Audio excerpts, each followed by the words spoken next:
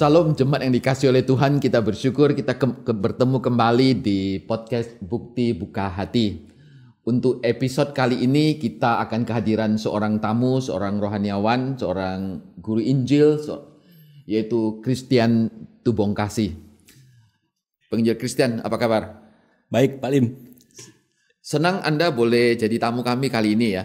Ya, sebelumnya shalom ya Pak Lim dan juga pemirsa podcast Bukti ya, Buka Hati. Nah, kali ini kita akan bincang-bincang seputar pemuritan. Baik. Nah, Gereja Gloria ini kan dalam beberapa tahun terakhir lah, Ya. itu terus menggalakkan tentang pemuritan gitu ya. Nah, sampai sejauh ini pengamatan penginjil Kristen gimana perkembangan pemuritan di lingkup Gereja Gloria? Baik. Ini sebelum saya mau menjawab pertanyaan ini Pak Lim, Ya. mungkin saya disclaimer sedikit ya. Ya. Kalau berbicara tentang pemuritan, khususnya apa yang sudah dikerjakan oleh gereja kita, memang dalam hal ini belum sempurna ya, karena kan kita masih terus berupaya untuk melakukan yang terbaik. Ya, kalau sempurna Tapi- memang nggak di sini. Nggak di sini ya. Ya, kita Baik. nanti kode di sana. Di sana ya. Ya. Tapi saya melihat secara secara keseluruhan apa yang sudah dikerjakan, diupayakan oleh gereja kita sudah sangat baik. Khususnya ketika gereja melakukan pemuritan di dalam komunitas kelompok kecil. Nah, jadi kan kalau saya lihat sesungguhnya memang pemuritan ini adalah destinasinya kan Pak Lim. Jadi kalau mau dibilang kelompok kecil yang sudah dikerjakan oleh gereja kita itu semacam jadi kendaraan untuk menuju kepada destinasi itu. Dan itu sudah sangat baik dikerjakan. Nah, cuman untuk dalam hal pengembangan ke depannya kita terus berupaya untuk mencari pola pemuritan khususnya di dalam komunitas yang ada ini. Ya. Ini kan ada banyak istilah yang biasa dipakai lah ya. Masing-masing gereja itu punya istilah yang beda-beda. Nah, di lingkup Gereja Gloria kan kita pakai istilah GDG, ya. Gloria Discipleship Group. Nah, keistimewaannya apa gitu dibanding dengan istilah-istilah lain? Kenapa kok pilih istilah ini gitu? Baik, ya.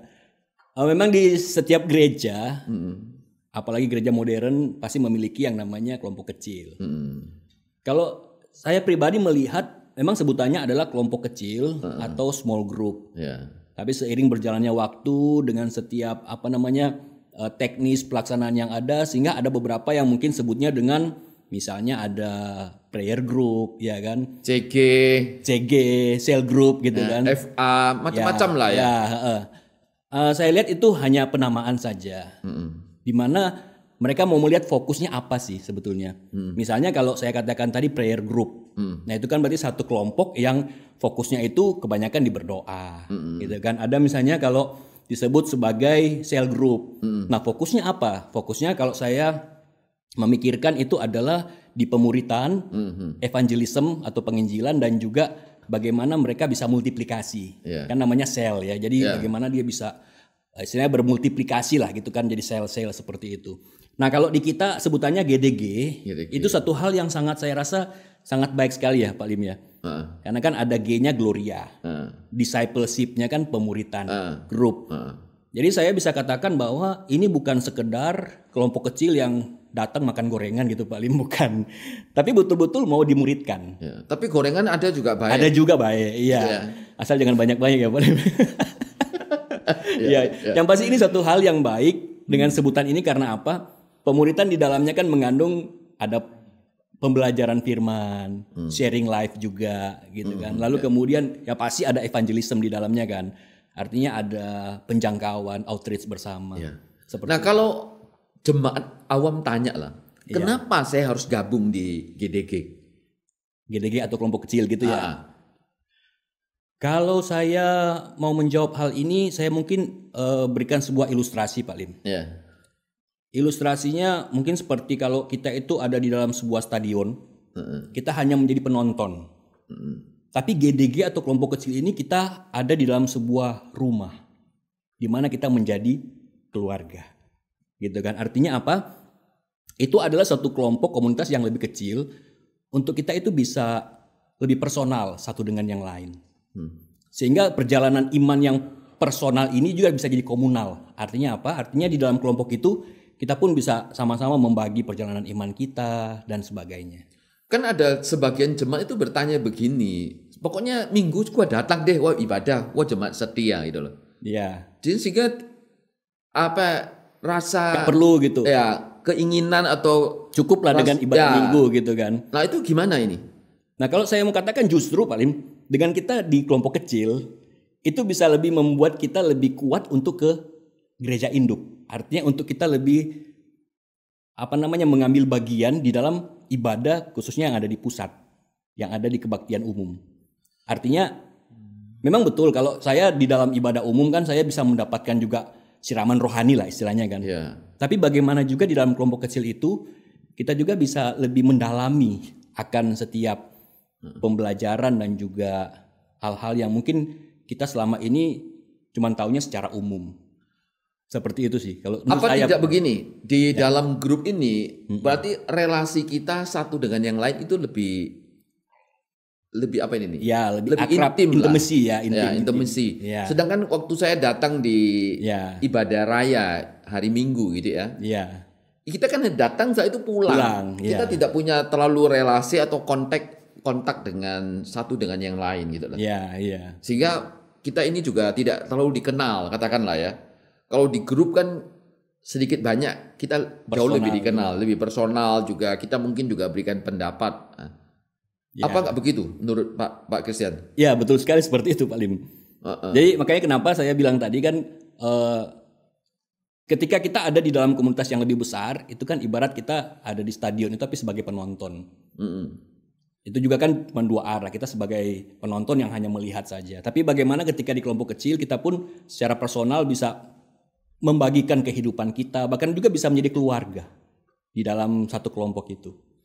Nah sampai sejauh inilah setelah sekian tahun nih, kita terus menggalakkan discipleship ini gitu ya. Lewat GDG gitu ya. Pencapaian sampai sekarang ini sejauh mana menurut Pak Christian? Pencapaian sejauh ini ya. Artinya kerelaan jemaat untuk terlibat di dalamnya itu apakah sudah seperti yang diharapkan atau memang masih jauh ini? Ya. Ini kalau saya bicara tentang pencapaian Pak Lim ya. Mungkin boleh nggak ya saya kembali ke sejarah mungkin ya. Ini kan saya sebagai hamba Tuhan yang artinya baru join ya di Gloria. Tapi saya juga mendengar beberapa juga rekan yang bercerita bahwa memang Gloria khususnya satelit itu kan terbentuk memang sebetulnya dari kelompok kecil. Dari rumah yang ada di Sukomanunggal dipakai mungkin sekitar 20-an orang untuk bikin sebuah kelompok. Lalu kemudian di setahun setelahnya jadi satu komunitas yang namanya Komisi Remaja. Ya kan? Kemudian 4 tahun setelahnya yang saya dengar dari sejarahnya itu kemudian pindah ke HR Muhammad. Nah, jadi awal mula memang gereja terbentuk saya lihat memang dari kelompok kecil. Ini kan mirip dengan yang di Kisah Rasul itu Pak Lim ya. Kalau dulu kalau tidak salah istilah mereka itu HCU, Home Cell Unit. Kelompok tumbuh bersama gitu kan. Bukan, HCU namanya. HCU. Home Cell Unit. Oh, oke. Yeah. Saya awal-awal juga masih sempat terlibat atau bergabung lah di namanya HCU itu. Home Cell Unit gitu ya. Jadi memang beberapa rumah, unit rumah jadikan satu kelompok sel gitu ya. Ya berkembang saya ini. Tapi sekarang istilahnya kan sudah beda. Walaupun esensinya mungkin ya tetap sama gitu ya. Nah kalau sekarang seperti saya bilang itu keterlibatan jemaat itu besar apa? Nah jadi apa yang saya mau katakan sebetulnya dari awal yang namanya dasar untuk kita berkelompok kecil itu sudah ada. Sehingga untuk kalau ditanya hari ini seberapa pencapaian kita, memang kelompok kita kalau saya hitung secara yang existing group itu sekitar 23 grup. Kemudian ada di youth juga sekitar 3 grup dan di teens ada 6 grup. Dan juga ada di persekutuan atau di ibadah yang Mandarin, Ronging itu ada sekitar 3 grup juga yang terbagi beberapa wilayah. Kurang lebih 40-an lah mungkin ya. Iya. Nah, jadi itu berjalannya sampai sejauh ini yang eksis istilahnya kan. Tapi untuk secara intensitas itu berbeda-beda. Nah, kalau saya bisa katakan bahwa ini suatu pencapaian yang memang Tuhan sudah kerjakan buat kita. Tapi untuk kedepannya kita tentu nggak berpuas diri, Pak Lim. Tapi bagaimana kita juga mau terus untuk mengembangkan kelompok kecil yang ada. Kendalanya apa di lapangan? Kenapa sulit untuk mengembangkan atau melibatkan jemaat supaya ayo gabung di GDG gitu? Kesulitan itu kita nggak bisa melihat dari satu sisi saja ya. Jadi misalnya kita lihat, karena mungkin jemaat itu masih belum mau terlibat atau dan lain sebagainya. Tapi juga memang ada sisi yang lain di mana mungkin saja ya, ini kan kita menerka-nerka Pak Lim ya. Mungkin saja memang belum ada satu kerinduan untuk ada di dalam satu komunitas yang lebih kecil. Karena memang setiap jemaat itu kan pasti berbeda-beda secara pemikiran dan sebagainya. Jadi misalnya dia, seperti yang tadi awal Pak Lim bilang, saya memang hanya ada di ibadah umum saja dan saya sudah merasa cukup. Nah sebetulnya hal-hal seperti itu yang membuat hingga jemaat tidak mau atau mungkin belum mau terlibat atau mungkin belum berani juga Pak Lim. Karena merasa ini suatu hal yang mungkin menyita waktu lagi dan sebagainya. Bisa enggak karena tuntutan dunia kerja sekarang ya, terutama kalau kita lihat usia produktif gitu ya, antara mereka yang awal-awal membangun rumah tangga merit gitu ya, lalu dengan anak yang masih relatif kecil, itu kan tuntutan dunia kerja sekarang kan luar biasa tingginya, frekuensinya. Sehingga mereka merasa sulit mengalokasikan waktu. Ada kendala itu enggak?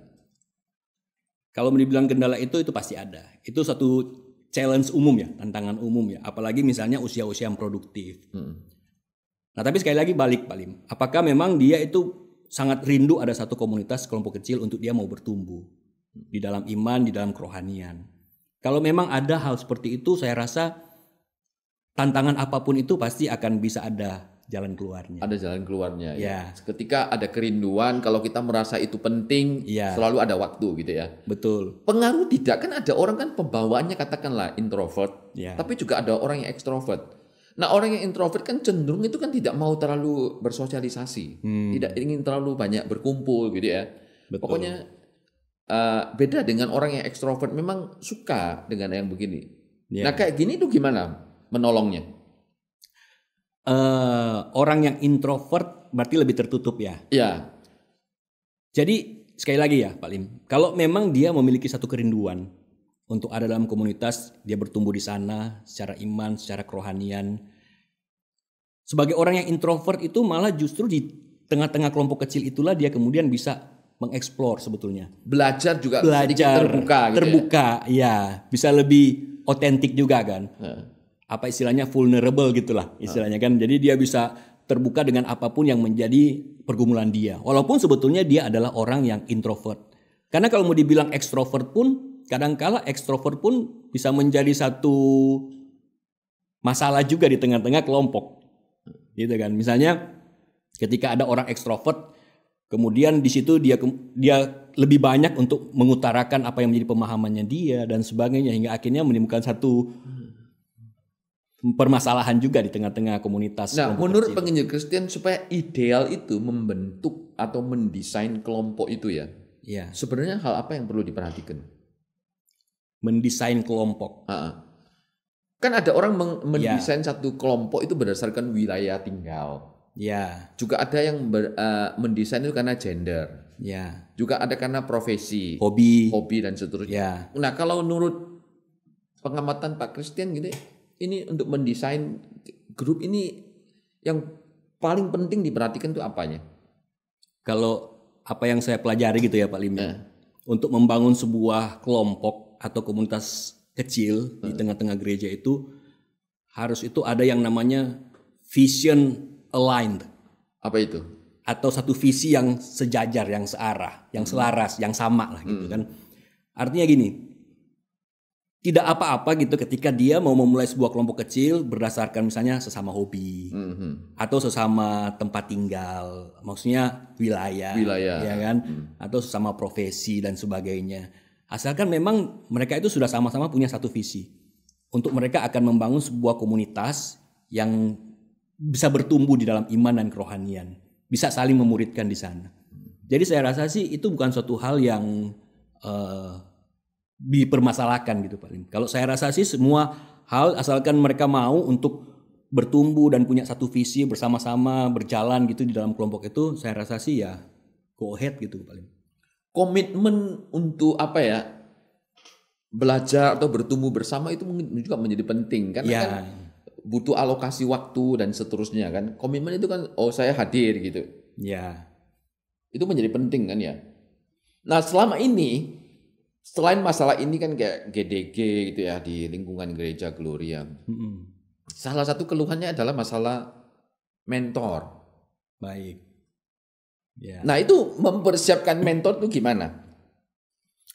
Mempersiapkan mentor, jadi kita kembali lagi. Tadi kan yang kita ketika membentuk sebuah kelompok kecil itu kan ada vision align itu kan paling visi yang selaras, yang sama gitu.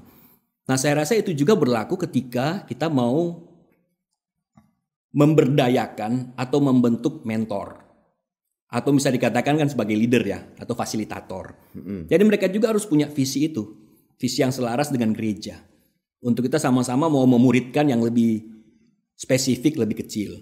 Sehingga ketika kita mau merekrut dalam tanda kutip ya, para leader atau para fasilitator yang ada, di sana mereka sudah punya hati untuk itu. Sehingga itulah yang kita gampang untuk menggerakkan. Misalnya kita mau provide training atau misalnya menyediakan training-training yang ada. Kan selama ini kita ada training untuk mempersiapkan para pemimpin.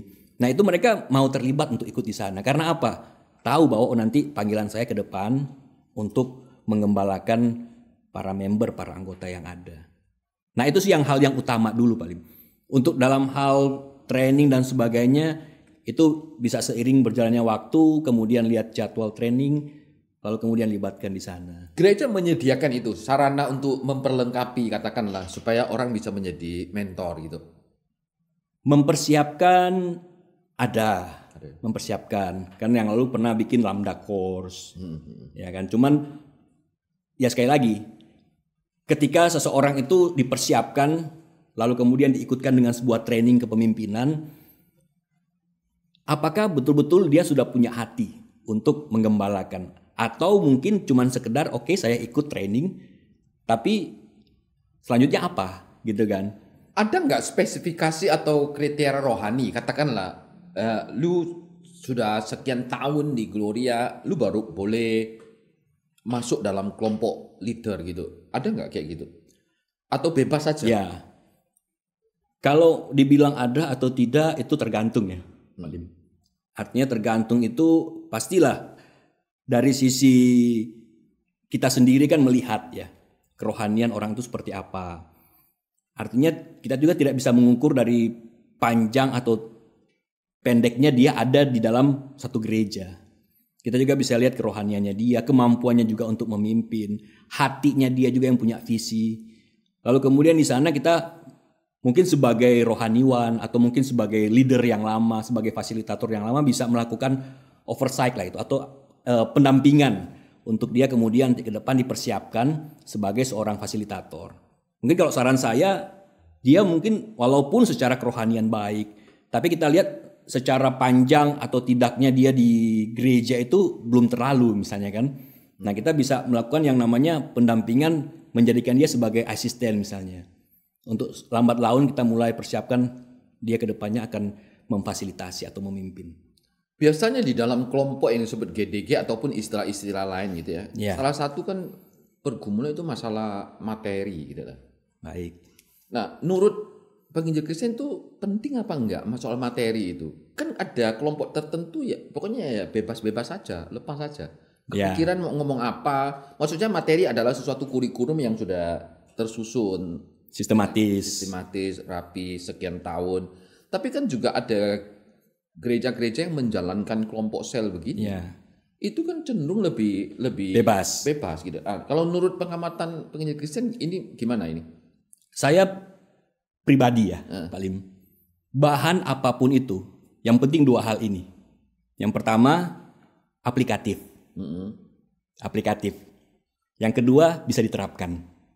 Ya, jadi apapun misalnya bahannya mau, kalau kita kan sekarang ini kan pakai Able, lalu kemudian berkembang lagi untuk pakai sermon based. Nggak apa-apa, semuanya itu bisa digunakan. Yang penting semuanya bisa aplikatif dan juga bisa diterapkan. Artinya kita juga jangan terlalu muluk-muluk gitu. Artinya dengan begitu banyak bahan yang ada, kemudian kita melihat oh ini rasanya lebih cocok. Artinya ini lebih biblika gitu kan, atau lebih akademis, atau lebih banyak membahas firman Tuhan, enggak juga. Tapi bukan berarti saya katakan firman Tuhan itu enggak penting, bukan. Tapi bagaimana juga firman Tuhan itu bisa diaplikasikan, bisa diterapkan. Mungkin biasanya kita sebut sebagai proyek ketaatan gitu ya. Iya. Jadi setelah kumpul dalam kelompok GDG itu, lalu dalam 1 minggu ke depan apa yang dikerjakan? Ada proyek ketaatan gitu ya, yang memang menjadi tugas atau PR bersama gitu ya. Iya. Jadi makanya kenapa? Yang namanya materi itu harus aplikatif dan bisa diterapkan. Kadang-kadang kan begini, leader itu sendiri, mentor kadang-kadang kan juga kesulitan kalau kita tidak menyediakan bahan itu. Dalam arti kata satu kurikulum sekian tahun itu selesai lalu ganti lagi atau gimana, atau ulang lagi dari depan, bentuk lagi kelompok baru. Lalu sedangkan yang katakanlah yang tidak terlalu mementingkan kurikulum, ya pokoknya jalan aja terus gitu ya. Kapan selesai? Ya nggak ada. Ya toh. Paling ya kalau tambah anggota ya multiplikasi lalu split jadi 2 gitu. Baru bikin baru lagi. Jadi sangat natural lah. Ini kalau yang menurut penginjil Kristen yang jalankan secara natural atau memang kita desain khusus, pokoknya setelah lewati satu kurikulum tertentu harus bentuk kelompok baru atau gimana? Iya. Idealnya kelompok kecil itu harus bermultiplikasi. Karena kalau kita terjebak dengan zona nyaman, artinya setahun, bahkan mungkin 2 tahun, bahkan 3 tahun. Orangnya itu aja. Orang yang sama, kelompok yang sama, tidak bermultiplikasi. Tambah ya enggak, kurang ya enggak gitu ya. Iya. Itu saya rasa sebagai satu istilahnya red flag gitu paling. Sebagai satu tanda bahaya. Tanda bahaya tentang kesehatan dari kelompok kecil ini. Karena yang baik itu adalah setahun atau mungkin 2 tahun itu bermultiplikasi. Paling tidak di dalam kelompok itu ada ketambahan member yang baru. Dan kalaupun memang yang diharapkan adalah membelah lagi menjadi kelompok yang baru. Nah, sehingga kalau dibilang kelompok saya kok rasanya bosen ya gini-gini terus gitu kan. Artinya kok enggak ada suatu hal yang dinamis gitu kan. Kita ketemu lewat Zoom, kadang ya ketemuan, hangout dan sebagainya. Nah, itu akan terjebak di dalam hal-hal seperti itu kalau kita tidak bermultiplikasi. Apalagi kalau dalam kelompok itu cuman hangout aja. Nggak ada yang namanya outreach. Nggak ada yang namanya kelompok itu melakukan satu penjangkauan.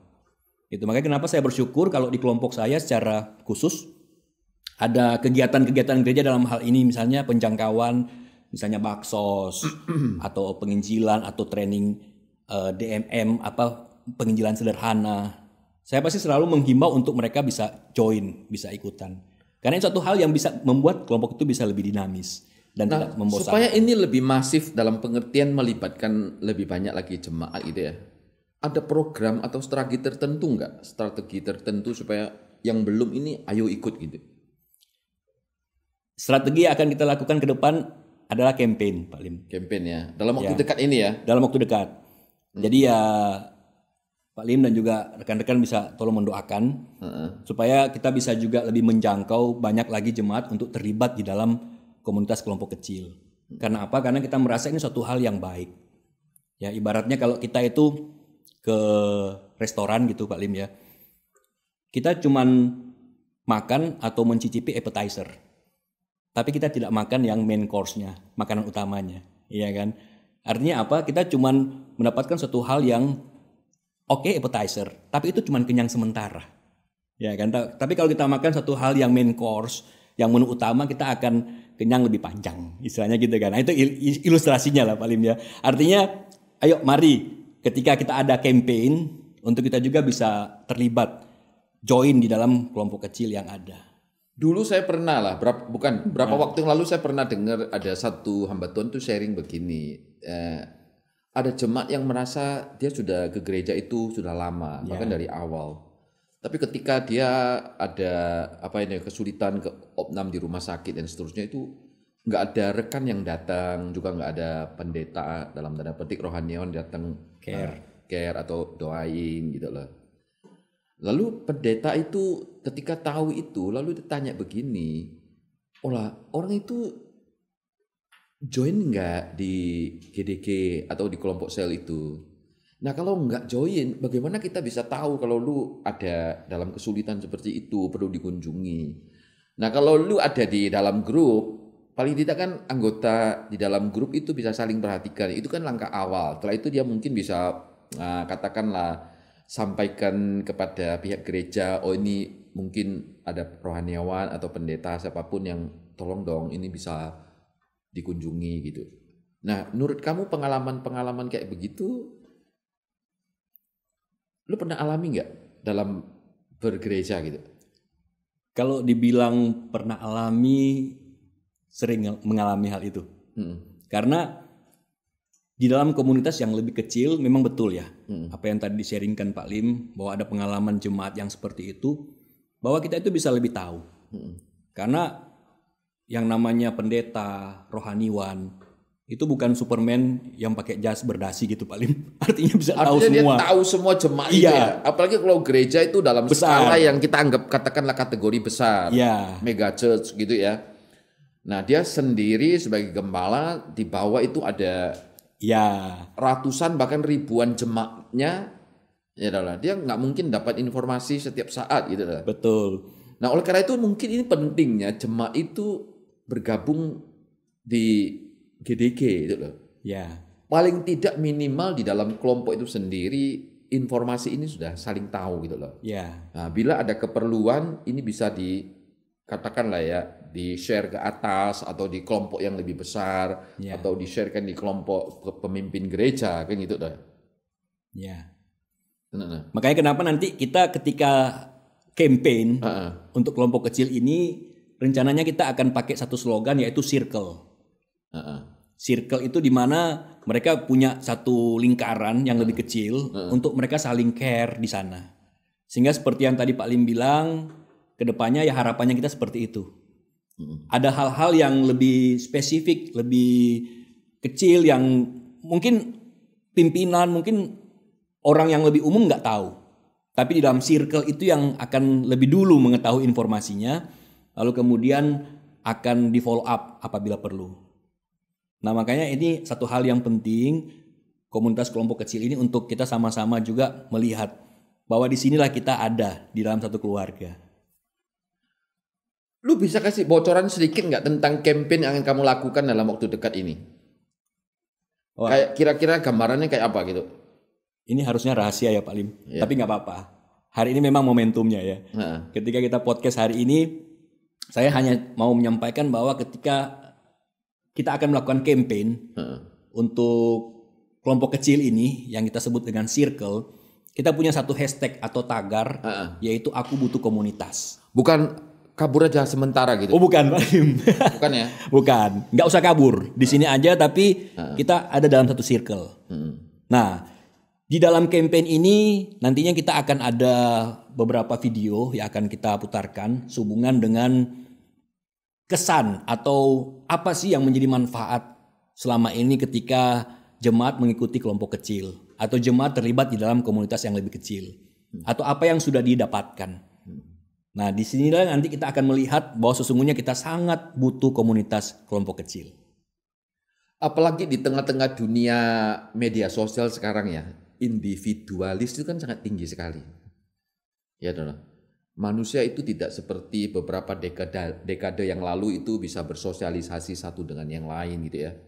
Tapi sekarang dalam dunia medsos itu kan kadang-kadang kita juga hanya di ruangan ya sendiri dengan dunianya kita gitu ya. Maka GDG itu akan menolong kita, paling tidak kita bisa bersosialisasi satu dengan yang lain gitu ya. Pak Kristen bisa ulang nggak hashtag yang akan dikampanyekan ke depan ini? Ya, jadi hashtagnya kita adalah aku butuh komunitas. Aku butuh komunitas. Ya, dengan slogan circle, yuk join circle kita. Kelompok kecil yang ada untuk kita di sana sama-sama saling bertumbuh di dalam iman dan kerohanian untuk semakin hari semakin serupa dengan Kristus. Saya malah pikir gini, aku butuh komunitas Gloria. Oh ya boleh juga Pak Lim. Boleh ya? Boleh. Ya, aku butuh komunitas Gloria, aku butuh kopi hangat, kopi panas. Bercanda. Iya. Ya. Saya bersyukur untuk pembicaraan ini. Tentunya harapan saya juga ketika podcast ini nanti ditayangkan gitu ya. Baik. Ini juga menjadi satu sarana komunikasi dengan jemaat, paling tidak dalam lingkup Gloria gitu ya. Supaya anak-anak Tuhan, terlepas dia di gereja manapun, mari libatkan diri dalam kelompok pemuritan. Istilahnya bisa macam-macam, bisa CG, bisa cell group, kalau dalam lingkup kita GDG gitu ya, juga bisa dalam pengertian FA, macam-macam lah istilahnya. Tapi paling tidak mari kita sebagai anak Tuhan jangan hidup menyendiri gitu istilahnya. Betul sekali Pak Lim. Tambah satu lagi saya boleh satu kalimat Pak Lim ya. Ya. Ada satu kalimat yang saya mau sampaikan juga. Ya. Bahwa sebetulnya gereja yang besar itu bukan diukur dari gedung atau bangunannya yang besar. Jadi sekali lagi gereja yang besar bukan diukur dari bangunan atau gedungnya yang besar, tetapi dari hati jemaat yang besar untuk saling mengasihi dan memperhatikan. Hati yang menjadi tempat juga bagi rekan yang lain. Betul. Ya. Terima kasih Pak Christian untuk obrolannya. Ini sangat menarik gitu ya. Saya percaya ini akan menjadi berkat bagi kita semuanya. Ayo mari jemaat Gloria gitu ya.